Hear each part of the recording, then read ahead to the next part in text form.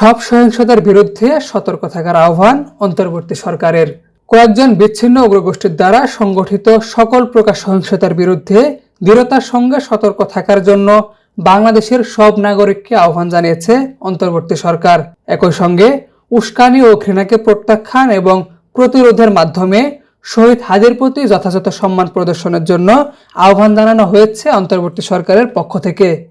দুপুরে অন্তর্বর্তী সরকারের এক বিবৃতিতে এই আহ্বান জানানো হয়।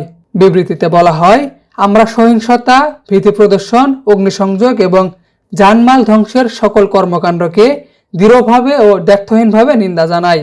এতে আরও বলা হয়, দেশের ইতিহাসের এই সংকটময় সময়ে আমরা একটি ঐতিহাসিক গণতান্ত্রিক রূপান্তরের মধ্য দিয়ে অগ্রসর হচ্ছি। যারা বিশৃঙ্খলাকে পুঁজি হিসেবে নেয় এবং শান্তির পথকে উপেক্ষা করে, এমন অল্প কয়েকজনের কারণে এই অগ্রযাত্রা আমরা কোনোভাবেই ব্যাহত হতে দিতে পারি না এবং দেব না। আসন্ন নির্বাচন ও গণভোট কেবল রাজনৈতিক অনুশীলন নয়, এগুলো একটি গুরুতর জাতীয় অঙ্গীকার।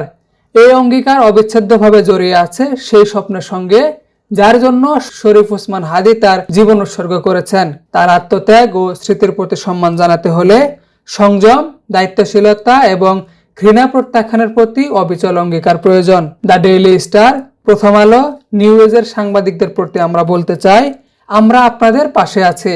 আপনারা যে সন্ত্রাস ও সহিংসতার শিকার হয়েছেন তার জন্য আমরা গভীরভাবে দুঃখিত। সন্ত্রাসের মুখেও আপনাদের সাহস ও সহনশীলতা জাতি প্রত্যক্ষ করেছে। সাংবাদিকদের উপর হামলা মানে সত্যের উপর হামলা। আমরা আপনাদের পূর্ণ ন্যায় বিচারের আশ্বাস দিচ্ছি। দেশের নাম্বার 1 ট্রেডিং অ্যাপ নিফটি ফার্স্টে পাচ্ছেন ট্রেডিং এর সব সুবিধা, dual exchange access, company analysis, portfolio তৈরি করা সহ আরো অনেক ইউনিক ফিচারের সাথে ট্রেড করতে ডাউনলোড করুন এক্ষুনি।